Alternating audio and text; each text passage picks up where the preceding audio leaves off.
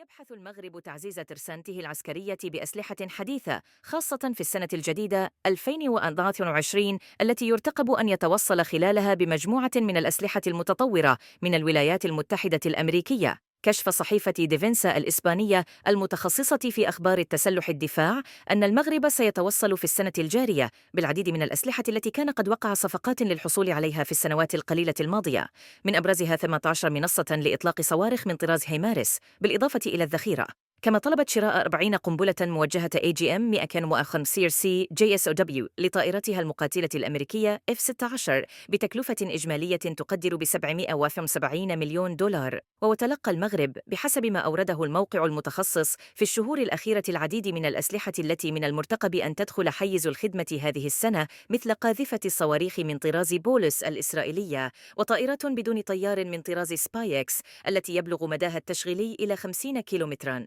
ورفع المغرب من الميزانية الخاصة بالدفاع لسنة 2024 لتصبح معادلة لأرقام ميزانية الدفاع الإسبانية، ما يعني أن القدرات العسكرية للقوات المسلحة المغربية أصبحت تتعزز بالأسلحة المتطورة تكنولوجياً في السنوات الأخيرة. ووفق ما نشره الموقع، فإن القيمة المالية للميزانية التي خصصها المغرب للدفاع لسنة 2024 تصل إلى 11.4 مليار أورو، مشيرا إلى أن الميزانية التي كانت إسبانيا قد خصصتها العام الماضي للدفاع هي 11.3 مليار أورو. ولا يخفي الإعلام الإسباني الصعود المتنامي للقوة المغربية في مجال التسلح، وهو ما يشكل تحديا عسكريا كبيرا في المستقبل بالنسبة لإسبانيا، حيث سبق أن تحدثت العديد من التقارير الإعلامية الإسبانية في وقت سابق عن وجود مخاوف في الجيش الإسباني من تعاظم قوة المغرب العسكرية.